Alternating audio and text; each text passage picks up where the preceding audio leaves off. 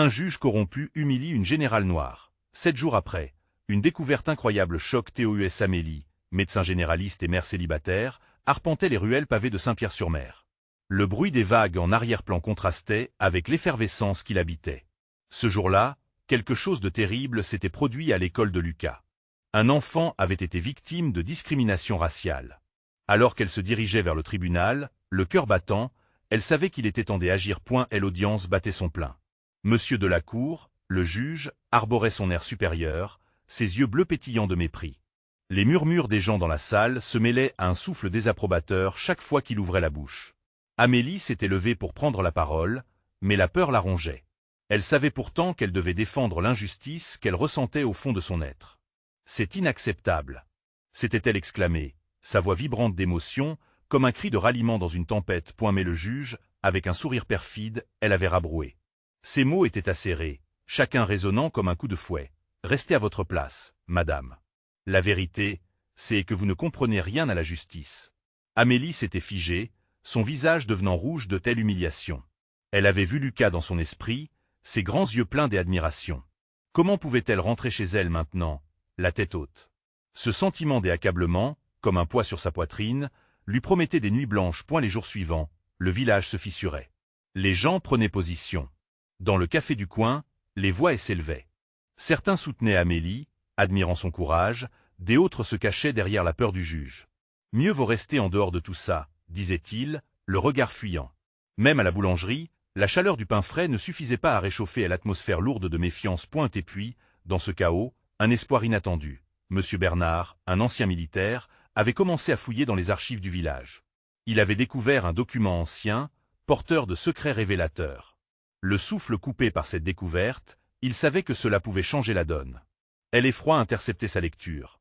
Une vérité qu'il n'osait croire mais qui pourrait bien engloutir le juge dans un gouffre de mensonges. À un moment où tout cela commençait à prendre forme, Amélie se tenait à un carrefour. Elle ressentait l'urgence de faire entendre la vérité, mais chaque mot prononcé allait avoir un écho si fort dans la communauté. Risquerait-elle de détruire l'image de justice bien ancrée que le juge avait bâtie sur du sable, au prix de relations déjà fragiles? L'amour pour son fils, ses valeurs ancrées dans la solidarité et l'humanité, la tiraillaient. Que choisirait-elle? La vérité ou la paix précaire du village? Avant de continuer, je dois vous avertir de quelque chose d'important qui se passe. YouTube a fait des changements dans le système et beaucoup de personnes perdent les notifications des chaînes qu'elles suivent. Si vous aimez le contenu, cliquez sur la clochette et marquez « Toutes les notifications » pour ne pas rater les prochaines vidéos. Et si vous pouvez laisser un like, ça m'aide énormément avec la portée sérieusement. Ça fait la différence. Ah, dites-moi dans les commentaires d'où vous regardez.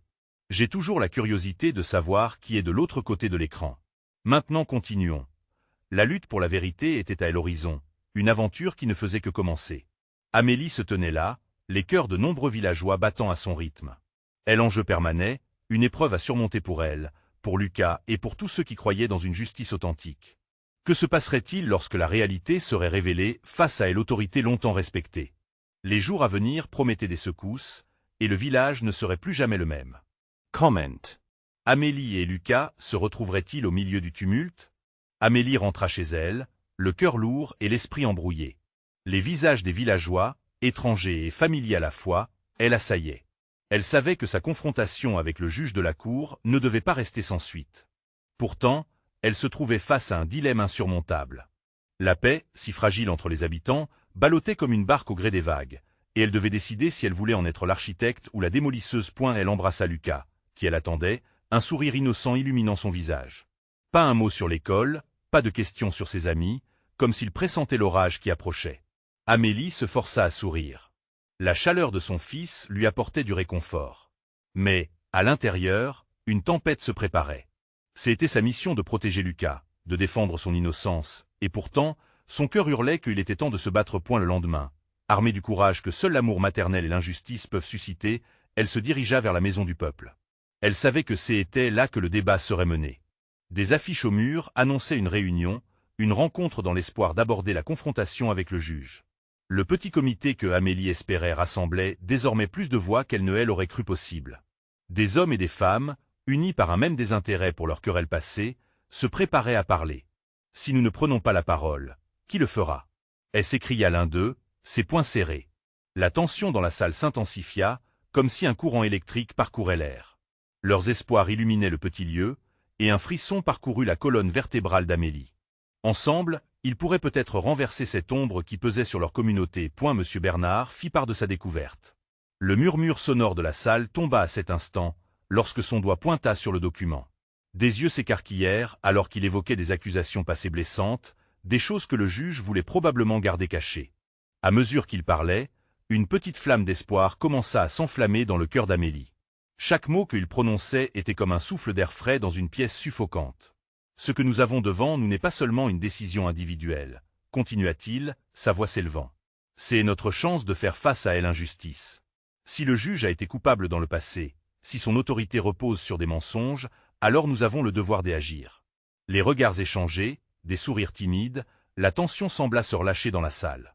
Les villageois comprenaient qu'ils avaient la possibilité de changer leur futur. Amélie était prête à les conduire dans cette lutte, mais un nouveau sentiment l'envahit, la peur de la répression. Quelles conséquences pourraient suivre leur rébellion? Les murmures de la foule se mêlaient à ses pensées. Elle leva la main. Même si beaucoup craignent l'autorité, et n'oublions pas qui nous sommes. Nous sommes une communauté. Ensemble, nous pouvons trouver un chemin, non pas vers la révolte, mais vers la justice. À ces mots, des applaudissements éclatèrent. Amélie, enflammée par un nouvel élan d'espoir, savait que la bataille pour la vérité commençait à peine. Comment Amélie pourra-t-elle unir sa communauté face à un adversaire aussi puissant que le juge de la cour?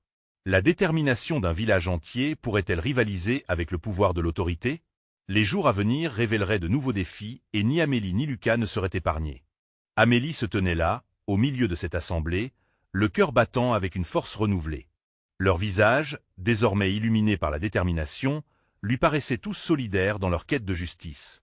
Chaque regard échangé était un pacte silencieux, une promesse de se battre ensemble. Pourtant, la peur tenace dans son ventre ne voulait pas se dissiper. Que se passerait-il si leur effort échouait?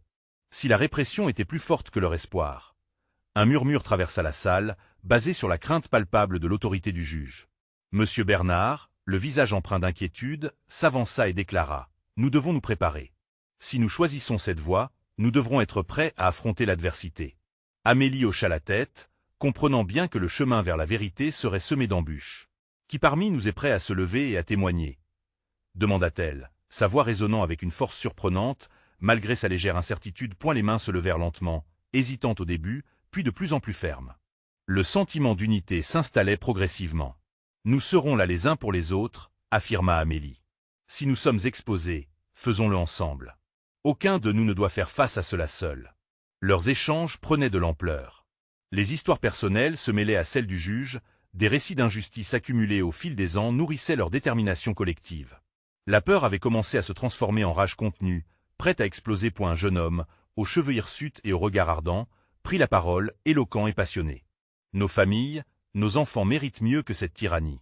Si nous silençons, nous devenons complices de l'injustice. » Les applaudissements résonnèrent à nouveau, envoyant une onde d'énergie à travers la salle. Amélie ne pouvait qu'être fière de leur rassemblement. Elle sentait que quelque chose de grand se préparait. Mais un doute persistait, et si le juge de la cour, avec son pouvoir et son influence, était implacable? La réunion se poursuivait, les idées jaillissaient comme des étincelles. Alors que la nuit tombait, une enveloppe scellée fut apportée à M. Bernard, saisi d'une curiosité mêlée d'appréhension. Tandis qu'il l'ouvrait, Amélie retint son souffle. Ce contenu pourrait-il détenir des réponses? Le silence s'installa, tous attendent la révélation de ce qui était à l'intérieur. Les yeux de Bernard s'écarquillèrent au fur et à mesure qu'il lisait. « C'est une lettre d'un ancien associé du juge, » annonça-t-il, sa voix précipitée. « Il parle de trafic, de compromission, des liens plus que troublants. » Une onde de choc traversa la salle.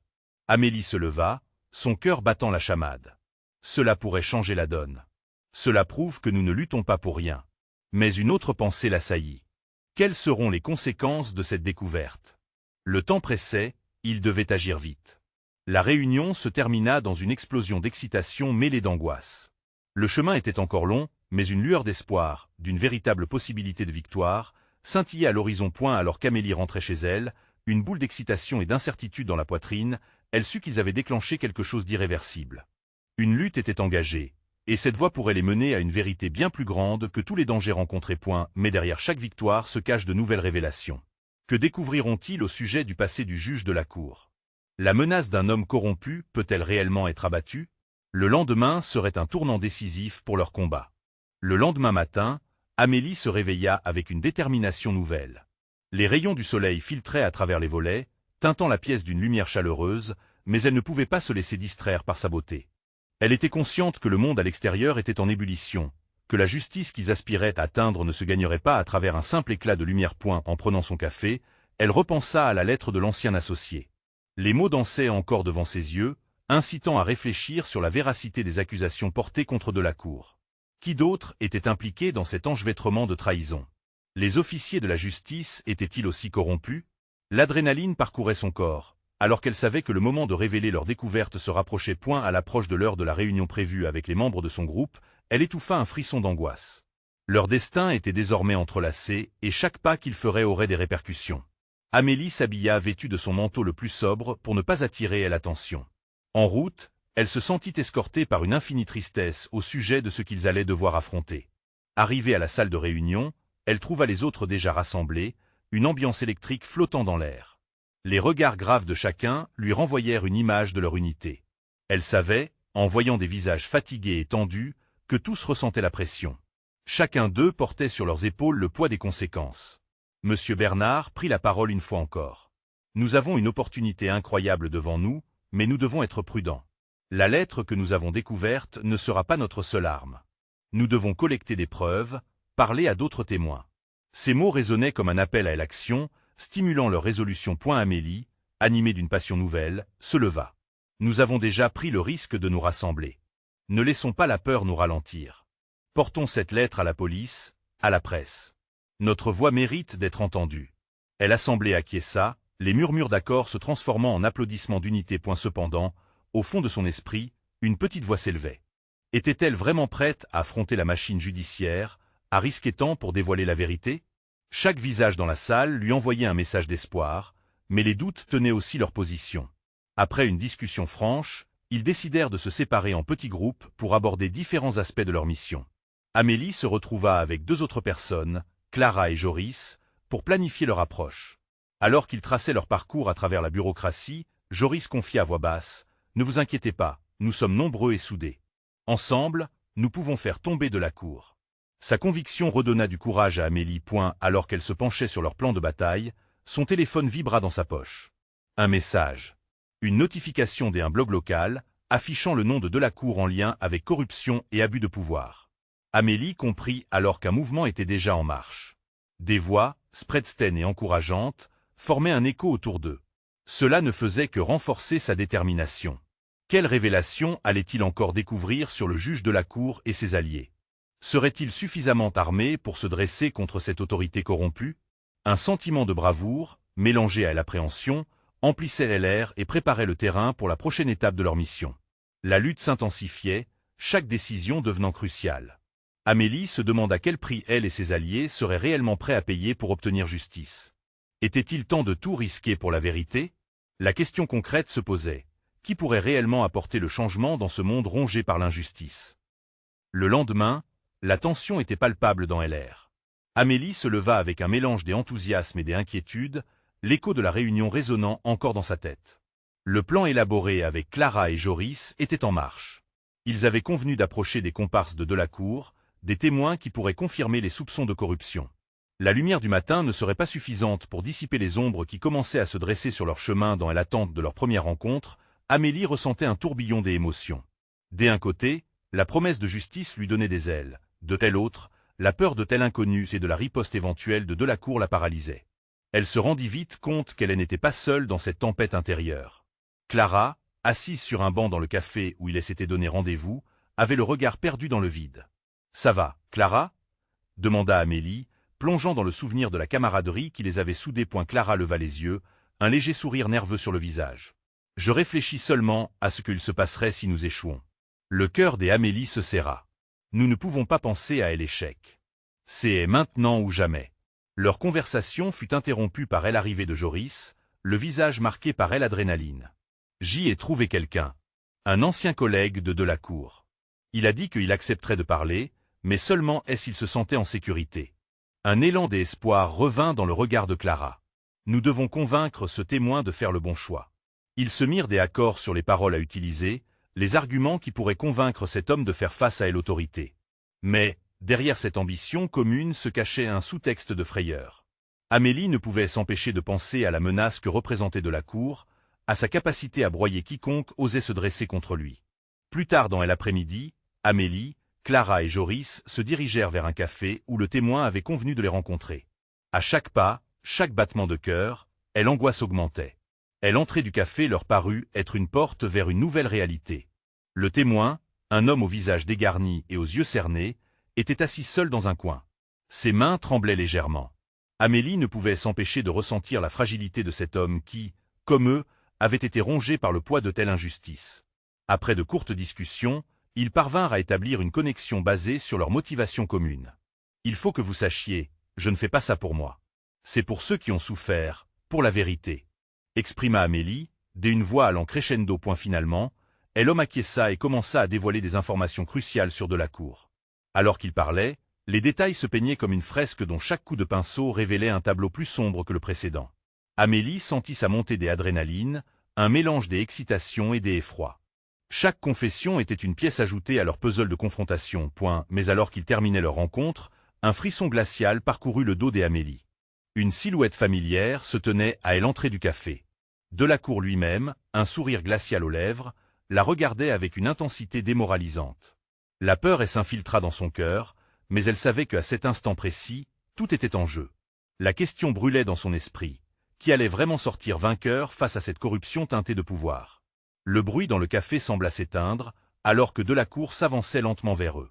Comment allait-il se défendre contre cette autorité prête à tout pour étouffer la vérité? La tension grandissait, et Amélie réalisait qu'ils étaient à l'aube d'une tempête inébranlable, plus que jamais unis dans leur quête de justice. Mais à quel prix cette quête pourrait-elle se finir? L'atmosphère dans le café était devenue électrique. Chaque regard échangé entre Amélie, Clara, Joris et le témoin reflétait une angoisse fébrile. Delacour, implacable, avançait comme une ombre menaçante, hypnotisant tous ceux qui l'observaient. Les battements de cœur d'Amélie martelaient ses tempes alors qu'elle se concentrait sur le visage de leur témoin, espérant lui transmettre un peu de courage à travers son regard. « Que est-ce qui se passe ici » demanda Delacour, sa voix profonde résonnant dans la pièce. Une tension suffocante enveloppa le groupe. Amélie savait que la moindre faiblesse pourrait être exploitée par ce prédateur politique. En s'efforçant de garder son calme, elle décida qu'il était temps de ne pas reculer. « Nous parlions simplement de tel avenir de notre quartier », réussit-elle à balbutier, feignant un sourire qui lui coûtait un effort monumental. Delacour approfondit son regard, elle examinant avec une intensité glaciale. « De tel avenir, dites-vous? Je ne crois pas que votre ami veuille réellement parler de cela. N'est-ce pas ?» Il tourna ses yeux vers le témoin, qui semblait tapé par elle aura intimidante du maire. Amélie suivit son mouvement. Les mains tremblantes du témoin étaient désormais enveloppées de sueur. Elle pouvait presque imaginer la lutte intérieure qui l'assaillait, et elle savait qu'à ce moment précis, tout dépendait de la force de son cœur. « Racontez tout ce que vous savez », insista Clara, sa voix légèrement tremblante mais ferme. Elle ne pouvait plus contenir sa détermination. « Écoutez, je hésita l'homme, cherchant une porte de sortie. Mais Amélie ne pouvait laisser cette opportunité filer. « Vous n'êtes pas seul, affirma-t-elle d'une voix vibrante. Nous sommes là pour la vérité. Et vous êtes notre clé. » Un silence pesant s'installa alors que chacun retenait son souffle, le temps semblant se figer. Même Delacour n'avait pas réagi, attendant la réaction du témoin qui, enfin, se redressa légèrement. « Très bien, dit-il d'une voix à peine audible. Je vais parler. » Les mots s'envolèrent de sa bouche, reliant les morceaux d'un puzzle qu'elle avait rattrapé pendant des années. Il décrivit des réunions secrètes, des enveloppes remplies de billets, des promesses brisées. Chaque révélation était un coup direct à l'ego de Delacour, et Amélie pouvait presque sentir la tempête s'apprêter à éclater. Mais alors qu'il pensait être sur le point de vaincre la corruption, une expression de rage se mit à monter sur le visage du maire. Dans un éclat de colère, il se tourna vers eux et cria « Vous ne savez pas à qui vous avez affaire ». Son regard, chargé de menaces, éblouit le groupe. Amélie, le cœur palpitant, posa une main protectrice sur le bras du témoin. Les mots s'étranglaient dans sa gorge quand elle pensa aux conséquences possibles de leur audace. Un frisson de solidarité l'envahit face à ce moment de vérité. Elle savait qu'il ne pouvait plus reculer. « Nous savons exactement à qui nous avons affaire », rétorqua Clara, défiant le maire du regard, preuve d'un courage que Amélie ne pouvait qu'admirer. Ce qu'ils avaient commencé prenait désormais une ampleur qu'aucun des n'aurait pu imaginer. La question circlait dans l'air lourd. Quel prix allait-il payer pour cette quête de justice? Et alors que Delacour se préparait à riposter, un bruit sourd se fit entendre à la porte du café. Quelqu'un venait de pousser la porte, interrompant ce face-à-face électrique. Les regards s'abaissèrent simultanément pour voir qui était là. Et l'inquiétude et l'espoir agitant leur cœur-point qui était l'intrus, et quel impact cela aurait-il sur leur lutte contre la corruption? La réponse à cette question serait peut-être la clé de leur avenir. La porte du café s'ouvrit lentement, laissant entrer un souffle d'air frais qui contrasta avec la tension brûlante de la scène. Les regards se posèrent sur une silhouette familière. C'était Jeanne, la journaliste locale qui avait pris l'habitude de s'immiscer dans leur quête de vérité. Ses yeux brillaient d'une détermination farouche, mais Amélie remarqua aussi une peur sous-jacente, un mélange d'incertitude et d'espoir. Que est-ce qui avait si profondément affecté Jeanne pour qu'elle soit là dans ce moment critique? Jeanne, s'exclama Clara, surprise mais soulagée. Que fais-tu ici? J'y ai quelque chose à dire, dit-elle d'une voix que l'angoisse rendait ferme. Elle avança, ignorant le regard noir de Delacour. J'y ai entendu parler des manigances de Delacour. Il s'en prenne à ceux qui osent protester, et elle marqua une pause, ses yeux se posant sur le témoin. L'angoisse se lisait sur son visage, mais elle poursuivit. Et j'y ai quelque chose que vous devez savoir. Amélie sentit son cœur s'accélérer. Chaque mot prononcé par Jeanne pouvait bouleverser leur plan. Cette révélation serait-elle le domino qui ferait tomber l'édifice de la corruption?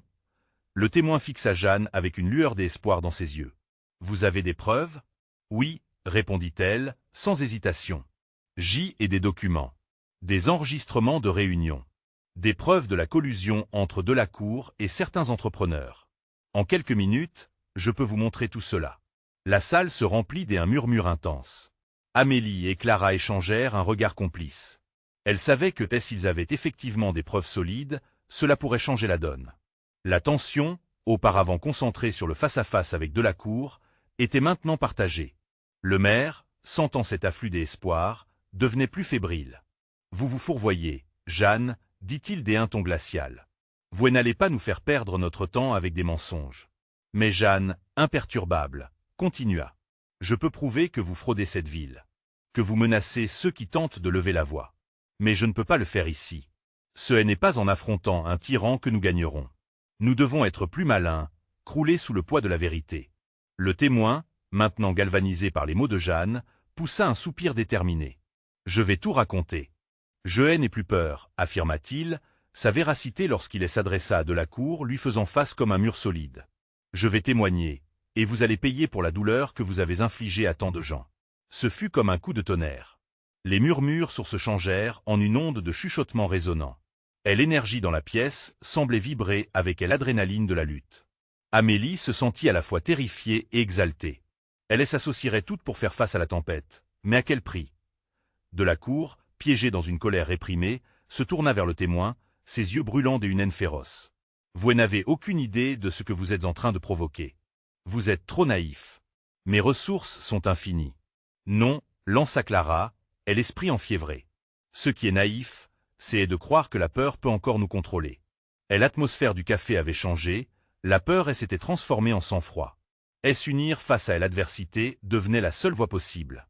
Mais alors qu'il se préparait à dévoiler la vérité, le regard impassible de Delacour semblait dire qu'il n'avait pas dit son dernier mot. Que préparait-il en retour? La vengeance s'annonçait imminente. Les regards se croisèrent, et le poids des responsabilités se faisait sentir. L'heure de vérité était proche, mais la bataille ne faisait que commencer. Dans combien de temps verraient-ils les conséquences de leur choix audacieux? Cela les détruirait-il ou les rendrait-il plus forts face à l'adversaire? L'angoisse s'installait alors que la réalité pesait lourdement sur leur cœur. Les prochaines heures seraient décisives. Que leur réservait le destin alors? Qu'ils prenaient le risque de parler et de défendre la justice? La réponse allait les marquer à jamais. Jeanne prit une profonde inspiration, consciente que chaque seconde comptait. Elle devait agir rapidement et stratégiquement. Le murmure du café se transforma en un chuchotement rampant, chargé d'anticipation. Les regards des clients, au début indifférents, étaient désormais fixés sur cette confrontation entre la vérité et le mensonge. « Écoutez, » commença Jeanne avec ardente conviction, « ces documents révèlent des choses que vous n'osez même imaginer. Delacour et sa bande ont l'intention de séduire nos élus, de voler nos droits. » Elle leva les bras, cherchant à capter leur attention. Ils ne croient pas que nous sommes unis. Et c'est précisément ce qui joue en notre faveur. Amélie, faisant parcourir son regard à la foule, remarqua la peur sur certains visages, mais également une lueur de détermination chez des autres. Elle se leva, la voix tremblante mais solide. « Nous avons tous souffert de cette corruption. Chacun des antres nous a une histoire à raconter. Si nous parlons ensemble, l'histoire de Jeanne n'est pas isolée. » C'est un cri de ralliement. Clara secoua la tête en signe des assentiments, le cœur battant, sachant à quel point il était crucial de surmonter la peur. « Dites-leur. Que est-ce qui vous empêche de vous lever et de lutter pour vous-même » lança-t-elle, les yeux brillants de passion. Les murmures grandissaient. La peur était toujours présente, mais maintenant, il y avait aussi une flamme de rébellion. Point de la cour, piégé, se redressa lentement. Il avait besoin de corriger cette situation avant qu'elle ne dégénère. « Ça suffit !» cria-t-il, mais sa voix ne portait plus le même poids qu'auparavant. Les gens autour de lui commençaient à se détourner de son autorité. L'éclat de Jeanne et le courage croissant dans le café le mettaient dans une position de faiblesse insupportable. « Je ne suis pas seul ici !» hurla le témoin, sa voix résonnant avec une force nouvelle. « Je ne ferai plus silence. J'y exige que les fauteurs de troubles soient traduits en justice. » Les applaudissements éclatèrent dans le café. Chaque battement de main, chaque regard échangé, ajoutait des couches à cette nouvelle solidarité. Jeanne profita de ce moment. « Si vous me donnez la possibilité, je peux partager ces preuves avec vous tous. Je peux vous donner les clés de la vérité, et ensemble, nous pouvons faire tomber ce régime de terreur. » Le café était désormais un champ de bataille de mots et d'émotions, un endroit où la colère se mêlait à l'espoir. Les craintes avaient pâli devant la puissance de la solidarité. Mais Amélie sentait que quelque chose de plus grand se préparait. Une machine en marche, un réseau de soutien qui, si bien huilé, pouvait déjouer tous les plans de Delacour. Cependant, dans l'ombre, l'angoisse persistait. Que serait leur prochaine étape? La confiance que Amélie avait dans leurs intentions n'était pas une absence de peur, mais plutôt une détermination à avancer malgré tout. Le cœur lourd, elle réalisa que la véritable bataille était encore à venir, et le chemin aurait des écueils. « La route sera longue, murmura-t-elle, mais nous sommes tous à bord. Nous ne pouvons plus reculer. » Et puis, elle sut que le moment approchait où ils devront non seulement affronter Delacour, mais aussi chaque doute et chaque hésitation sur leur chemin. Le prix à payer pour la vérité serait peut-être plus élevé qu'ils ne l'avaient prévu. Alors que Jeanne continua à distribuer les tracts avec ardeur, la lumière du café scintillait sur leurs visages tendus mais déterminés. La vague de changement était en route. Comment allait-il canaliser cette énergie? Quels sacrifices seraient nécessaires pour mener cette lutte à bien dans les jours suivants? La confrontation avec la corruption ne faisait que commencer, et la fin était encore incertaine. Jeanne observa les visages autour d'elle, leurs expressions oscillant entre détermination et inquiétude.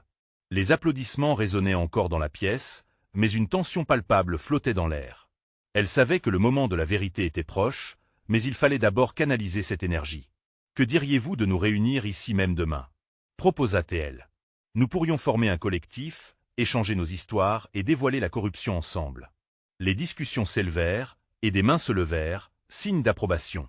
Amélie, pleine d'enthousiasme, s'approcha de Jeanne. « C'est exactement ce qu'il nous faut. Créer une plateforme où chaque voix compte. » Jeanne acquiesça, le cœur battant plus fort.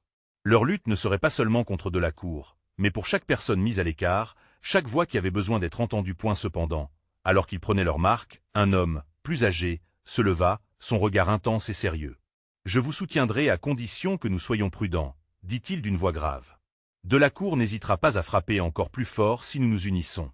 Il a ses méthodes pour faire taire ceux qui s'opposent à lui. » La foule tomba dans un silence contemplatif.